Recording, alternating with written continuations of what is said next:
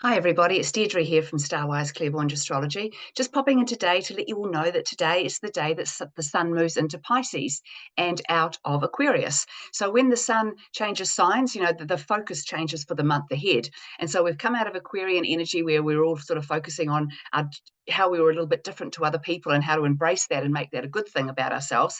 And so now as we move into the Piscean energy, we can enter a kind of a month of illusion. And so it's a very important time to be very aware of what you believe, what you take as the truth, and what you manufacture or fantasize or create illusions about within your own head or within any story that's told to you.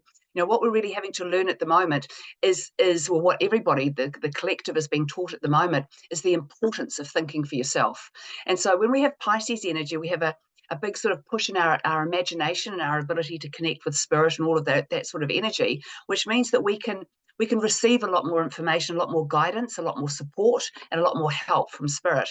But it also is a time for you, it is encouraging you to look into meditation, to look into some sort of spiritual practice that you can maintain or get involved in regularly that helps to support you so you don't feel like you're on your own. And that's what the importance of the Pisces energy is, always to remind us that we're never alone. We've all got guides, masters, angels, family, loved ones that have passed over, animals that have passed over. They're all with us all the time.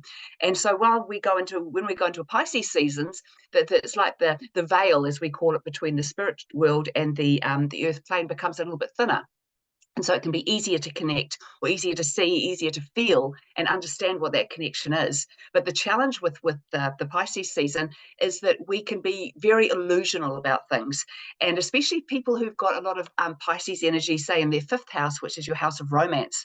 If you've got a lot of Pisces energy in there, then the chances are when you look at love and look at romance, you're really looking at it through rose-colored glasses. You're not sort of often seeing the reality of people, of situations, or of the relationship.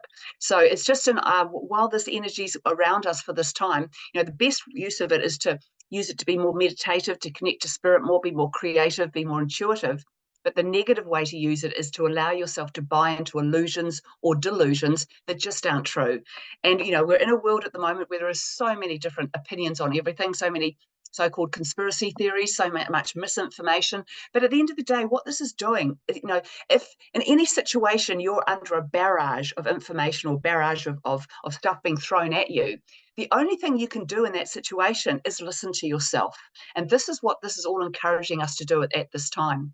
So, excuse me, when the sun moves into Pisces, he will meet Saturn and Neptune, who are already sitting in Pisces and have been there. Neptune's been there for the last 14 years, and Saturn's been there for around about a year and a half now, and he's got about another year and a half or a year to go. So, Saturn and Pisces is all about teaching us that if you want to be spiritual, if you want to be creative, if you want to work with your fantasies, whether you want to work with your imagination, anything like that, then you must have a structure. There has to be a plan. So that's what Saturn and Pisces is reminding us. So when the sun moves into a Pisces and starts to activate Saturn, we will give us an opportunity to see where we can structure ourselves better, where we can focus a bit more, where we can work a bit harder, so that these dreams or these fantasies or these things that we want to bring into being can actually happen. They're not just a pipe dream. They're not just your imagination. They're not just something you think about on a quiet day. You're actually going to give it some life, give it some energy, and make it happen. So it can be a really great time to put things into action, put your greatest dreams, your biggest fantasies into action. But just be aware, if you're going to do that, get real. Don't just think that you can create a fantasy out of a fantasy. There's got to be some sort of plan there. There's got to be something concrete there for it to be built upon.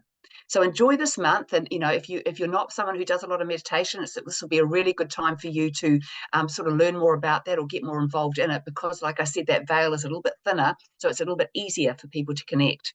So if you'd like to know more about where the Pisces energy sits in your chart, and if you are a Piscean, of course, if you'd like to know what your year ahead's all about, just get in touch with me at Starwise Clairvoyant Astrology. I'd love to do a reading for you and be able to help you along your soul's journey at this time. So have a great month, everybody, and I'll be back again before next month. Bye.